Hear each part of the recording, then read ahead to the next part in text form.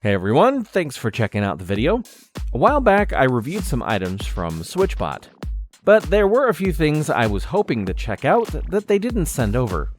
They sent over this box, so let's see if they remedied that.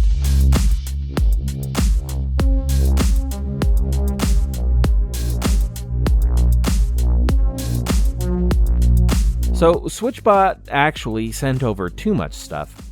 A Switchbot Bot, which we didn't review last time, another one, a remote, another bot, a bunch of RF tags, which we also didn't check out, 2 colored smart bulbs, and a mini hub. Check out my other video to learn more about some of this stuff like the remote and hub, but since they sent over so much, I'll give most of it away. 2 Switchbot bots, a mini hub, 2 remotes, a smart bulb, and a package of the RF tags. All you have to do is come up with Budget Nerd's next poll. Drop a good question in the comments that would fit my channel well, and if chosen, you will win the Switchbot stuff and your question will be used. I'll reply to your comment if you're chosen. Good luck. As explained in my last video, Switchbot is all about smart home, and they have quite a few items that you can use to retrofit your non-smart stuff. Their Switchbot curtains were my favorite in the last video, and I'm still using them to this day. You can use the Switchbot bot in similar fashion, as it lets you power a non-smart item with your voice or app. A little motorized arm comes out and pushes your button for you. You can get pretty creative with where you put them, like to start your dishwasher, your microwave, stereo, start your ultrasonic cleaner, to press the Windows key on your keyboard. Okay, that last one was kind of dumb, but certainly not dumb is to remotely operate your fart machine, right?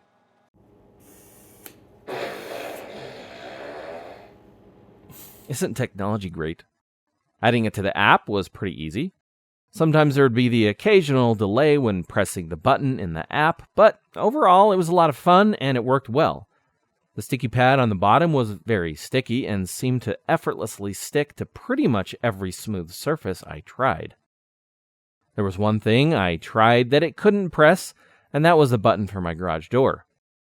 It just didn't have the leverage to push it. That garage door button is new and the button is pretty stiff. Hard to fault it for that. One of the other items we'll cover are the NFC Tags. These, I think, are actually pretty cool.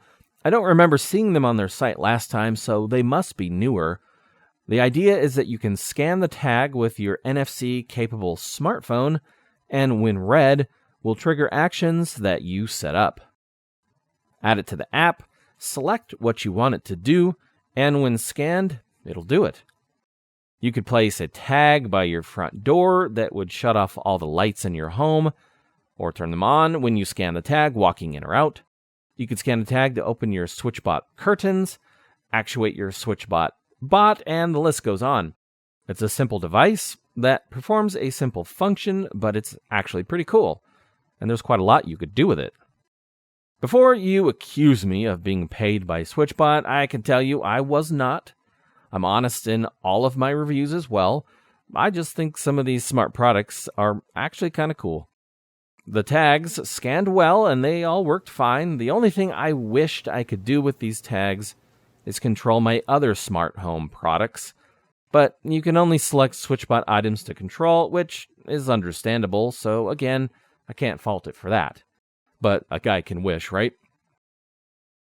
When Switchbot reached out again, I wasn't really sure I wanted to do another video, but when I saw the NFC tags, it changed my mind, and here we are. The last thing to cover are the smart bulbs. I've covered lots of smart bulbs on my channel before, so I won't spend too much time on it. It's a 60-watt equivalent colored bulb. Like most, it only supports 2.4 GHz Wi-Fi. It added to the app without any problems. And in the app, you can control the bulb with the typical settings you'd see for most bulbs these days, like turning it on or off, changing the brightness and the color, and setting a schedule. But let's focus on a few things that you don't see quite so often. In the app, you get quite a lot of preset colors. which is nice for changing colors on the fly. Here, you can even change the bulb's color saturation.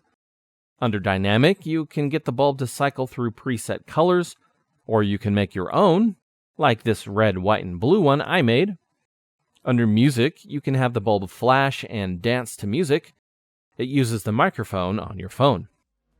The only issue I had was the bulb stopped dancing and flashing to sound picked up by the microphone on my phone after a firmware update.